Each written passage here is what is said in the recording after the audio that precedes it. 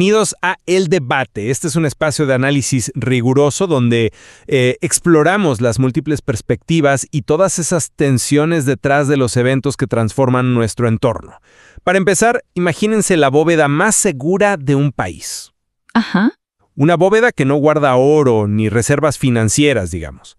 Guarda los secretos tácticos, las identidades de agentes encubiertos y, francamente, las verdades más incómodas del Estado.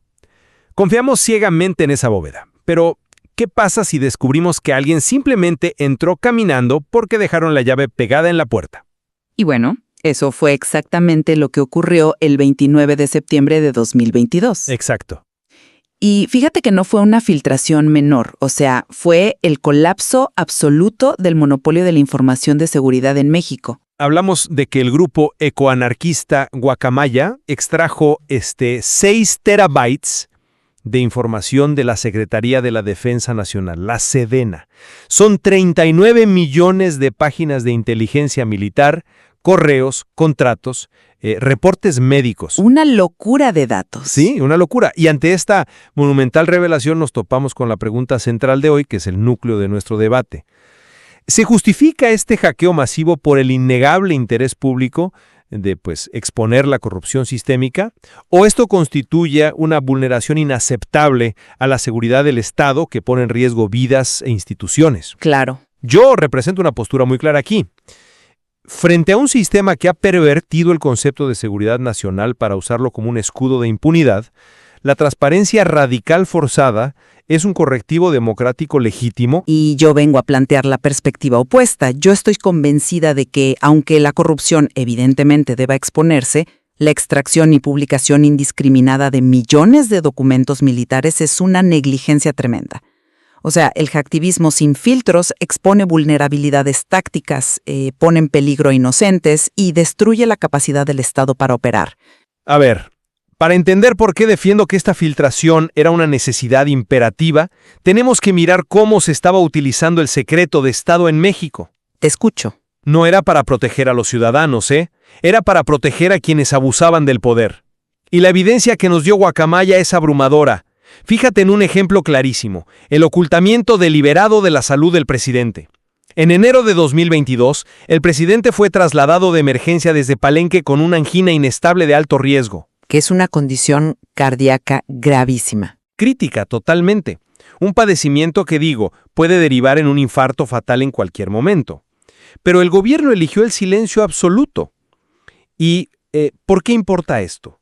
Porque la salud del tomador de decisiones más importante del país no es un asunto privado. Claro. Es un asunto de seguridad nacional y de estabilidad económica. Si hay un vacío de poder repentino, el país entra en crisis. Al tratar el cuerpo del presidente como un secreto de Estado, le negaron a la ciudadanía el derecho básico a saber si su líder estaba en condiciones de gobernar. Y si a esto le sumamos que gastaron millones del erario en software como Pegasus para espiar a periodistas, pues la conclusión es que esta bóveda solo servía para sostener mentiras. A ver, no te niego la gravedad moral de esos ocultamientos. Eso es indefendible, estamos de acuerdo. Pero creo que tu argumento pierde de vista el panorama operativo real. Hablas de la filtración como si fuera un acto quirúrgico. ¿A qué te refieres con quirúrgico? A que lo pintas como si un informante interno hubiera sacado, no sé, un expediente específico para denunciar un crimen. Y no fue así. Fue una extracción ciega de 39 millones de documentos. Y mi argumento se centra en el costo de esa falta de filtros. Imagínate lo que los documentos revelaron sobre el Culiacanazo de octubre de 2019. Ah, claro. El operativo fallido para capturar a Ovidio Guzmán. Exactamente. La filtración expuso, sin ninguna censura previa, que tras la captura, el cartel amenazó directamente con atacar las unidades habitacionales donde viven las familias de los militares, y reveló que la operación fue tan improvisada que no había un plan B, que las rutas fallaron y que hubo 9 bajas militares, no 8 como dijo la versión oficial. Sí, lo desnudó por completo. Pero es que exponer ese nivel de detalle táctico, mostrando exactamente dónde se quiebra la cadena de mando, no es un ejercicio de rendición de cuentas, es entregarle un mapa detallado de debilidades logísticas a las organizaciones criminales más violentas del continente. Les estás diciendo literalmente, aquí es donde el Estado sangra. Entiendo tu preocupación por el detalle táctico, de verdad. Pero me parece que asumes que las instituciones militares son una estructura inmaculada enfocada solo en defendernos de amenazas externas. Y los documentos nos demuestran que la Sedena opera como una caja negra que ataca hacia adentro. Tú me hablas de los riesgos de exponer operaciones. Y yo te pregunto, ¿qué pasa cuando la operación es contra nosotros? Ajá. Hablemos del caso del software Pegasus. ¿El sistema de ciberinteligencia? Sí. Sí, pero expliquemos bien cómo funciona Pegasus, porque no es una simple intervención telefónica de las de antes. Pegasus es lo que se llama un spyware de 0 clics. O sea, no necesitas que la víctima caiga en una trampa o abra un enlace sospechoso. Simplemente te envían un mensaje invisible y en cuestión de segundos, la cámara, el micrófono, los mensajes y el GPS de tu teléfono le pertenecen totalmente al ejército. Sí, tienen control total. Y sabemos que el ejército mexicano usó esto contra periodistas. Pero el punto de quiebre fue cuando intervinieron el teléfono de Alejandro Encinas. El subsecretario de Derechos Humanos de su propio gobierno, claro. Así es. El funcionario civil encargado de investigar las posibles complicidades del ejército en la desaparición de los estudiantes de Ayotzinapa. Piénsalo como una enfermedad autoinmune. Tienes al sistema de defensa del Estado confundido, atacando a sus propios órganos vitales. Es una buena analogía. Es que cuando la institución militar despliega un arma cibernética, pagada con nuestros impuestos, para neutralizar al civil que los investiga, pues el secreto de Estado pierde toda legitimidad. Ya no es para proteger la soberanía, es contrainteligencia para destruir la rendición de cuentas. ¿Cómo justificas mantener cerrada esa caja negra cuando se usa para subvertir la democracia desde adentro? Reconozco sin reservas que espiar al subsecretario Encinas es una falla ética y legal monumental. Eso es clarísimo. Pero me hablas de un ejército supuestamente omnipotente y perverso que espía a civiles con tecnología de punta. Y sin embargo, cuando miramos la otra cara de la moneda frente a amenazas reales, los documentos revelan exactamente lo contrario, y ahí es donde el hackeo masivo se vuelve letal. ¿Letal en qué sentido? Volvamos a la mecánica del culiacanazo que mencioné hace un momento, porque ilustra muy bien el problema de publicar todo indiscriminadamente. Al publicar los informes internos no censurados, el hackeo no solo dijo que el ejército falló, demostró empíricamente con documentos oficiales que el cartel de Sinaloa encontró el verdadero talón de Aquiles del Estado. La amenaza a las familias. Exacto. La extorsión asimétrica dirigida a esposas e hijos de soldados. Pero haz una pausa ahí. Esa vulnerabilidad ya existía. O sea, el cartel no se enteró por guacamaya. El cartel la ejecutó en 2019. Ellos ya sabían que les funcionaba. Sí. La ejecutaron en un evento específico, en una ciudad específica. Pero la confirmación oficial, documentada y sellada por el alto mando militar, de que esa fue la razón táctica de la capitulación del Estado, altera toda la doctrina de seguridad en el país. Entiendo. Porque al revelar que el ejército no tiene un protocolo de contención ni un perímetro de seguridad para las familias de sus tropas, estás enviando un mensaje certificado a todos los cárteles en México. Les dices que esta táctica funciona siempre, y publicar eso en Internet debilita profundamente la moral de las tropas terrestres, que ahora saben que sus familias son blancos confirmados. El secreto de Estado, incluso con sus fallas, existe por una razón mecánica: no darle a tu enemigo el manual de tus propias debilidades. Esa vulnerabilidad táctica que mencionas es brutal, y sí, es real, pero fíjate cómo me lleva exactamente a la raíz de mi argumento. El ejército no solo es ineficaz para proteger a sus familias o planear operativos, es que es estructuralmente intocable cuando comete abusos.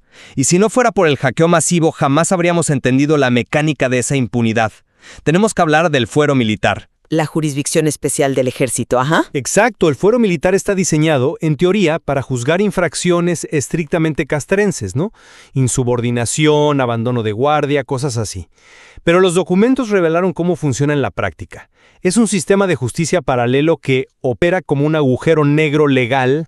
Sí, es muy opaco. Si un alto mando comete un delito contra un civil o contra una subalterna, el caso no va a un ministerio público civil.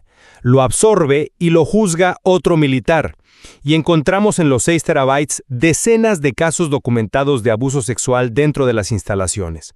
casos con nombres que fueron deliberadamente sepultados mediante este mecanismo legal para evitar que jueces civiles intervinieran. Gravísimo. Y va más allá de los cuarteles. Los reportes identificaron a 20 municipios operando en connivencia directa con el crimen organizado, desde el CJNG hasta Guerreros Unidos, y a 30 alcaldes en Guerrero vinculados a la red criminal. A ver, nadie niega la toxicidad de esas redes de complicidad local. Eso está ahí. Pero la pregunta central es, ¿cuál es el mecanismo institucional para desmantelar eso si no es a través de una disrupción masiva desde afuera?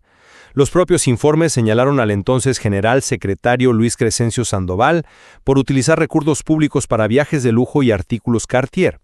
Y cuando se intentó pedir explicaciones, el partido en el poder bloqueó legalmente su comparecencia en el Congreso. Sí, usaron su mayoría. Claro.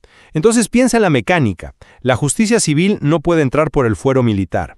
Y el poder legislativo se niega a fiscalizar por conveniencia política.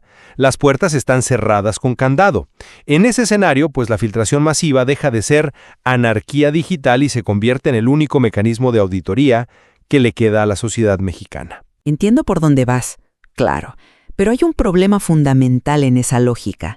Tú asumes que la exposición cruda de datos automáticamente genera auditoría y rendición de cuentas. O sea, asumes que la transparencia es igual a la justicia. Pero miremos fríamente lo que sucedió tras la publicación de esos 6 terabytes.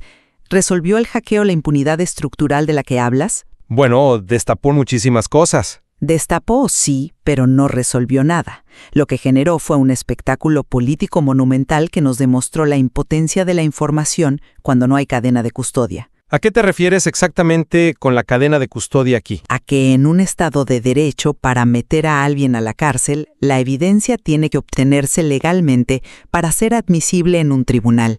Mencionaste los vínculos políticos revelados.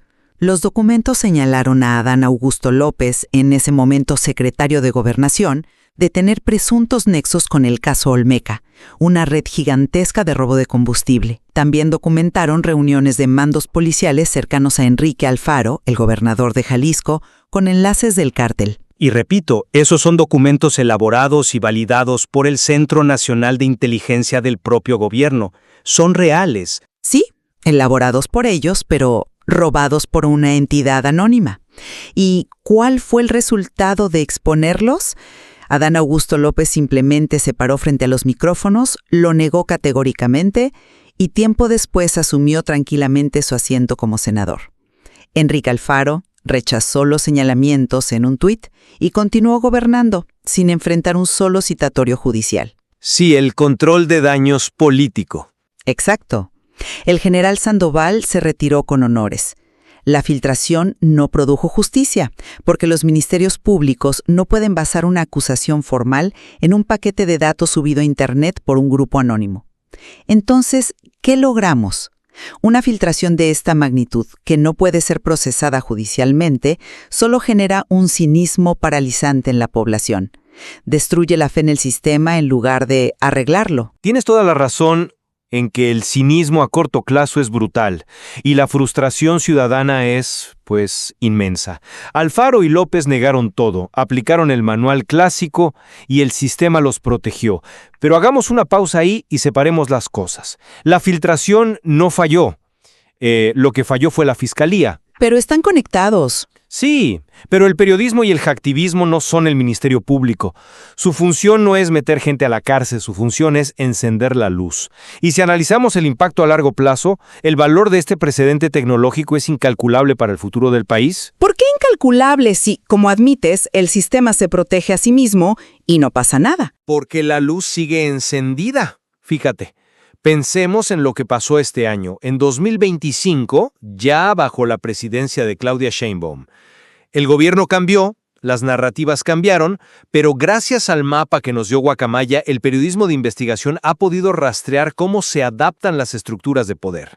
Proceso acaba de publicar nuevas revelaciones basadas en documentos de inteligencia que muestran nexos orgánicos entre líderes de la CTM y el cártel Jalisco Nueva Generación. Usando la misma estela tecnológica de documentos, claro. Exactamente, lo que nos demuestra una mecánica de supervivencia aterradora. Los presidentes llegan y se van, pero las estructuras de macrocriminalidad tienen una continuidad casi corporativa.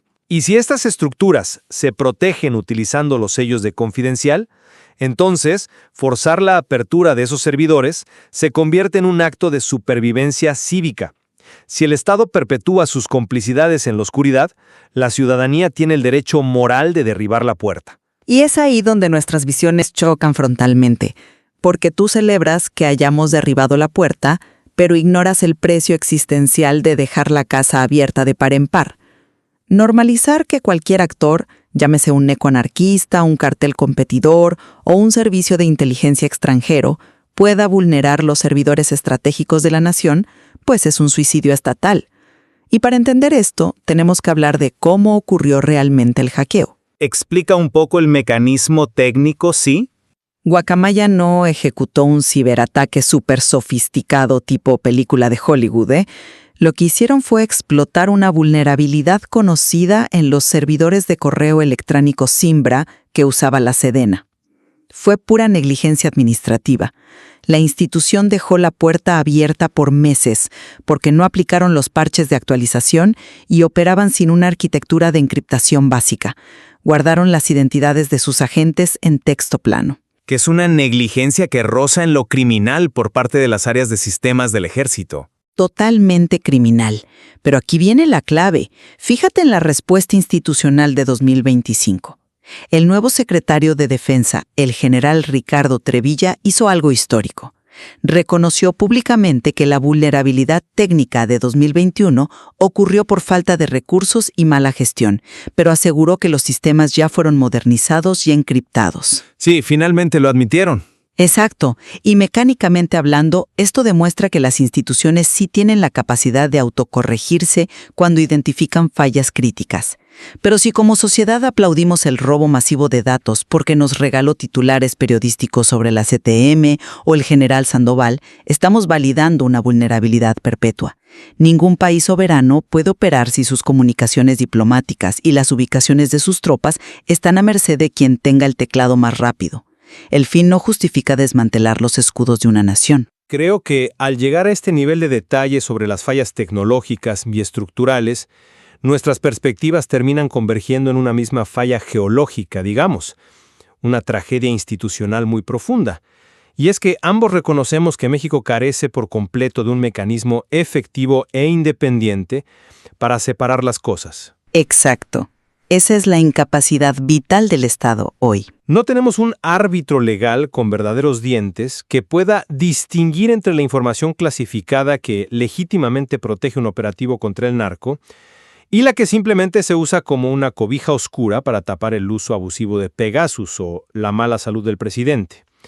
Al no haber un árbitro, todo se mete a la misma caja negra. Y mientras el que investiga y el investigado pertenezcan a la misma estructura jerárquica, que es lo que fomenta el fuero militar, pues el incentivo para clasificar la evidencia de sus propios delitos va a ser irresistible. Es un diseño que garantiza el encubrimiento, y la ausencia de esa auditoría independiente es exactamente lo que nos llevó a este choque. Totalmente de acuerdo.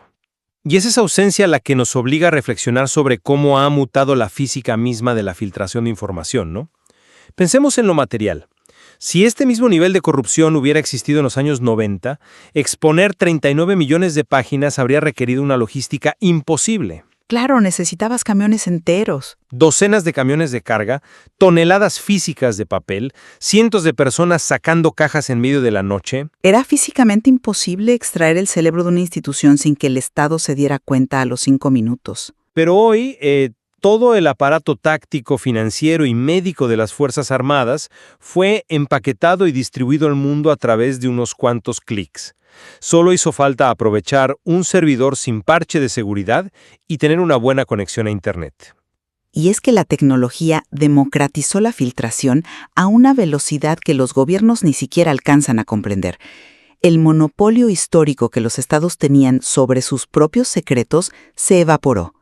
Y ese es el filo peligroso.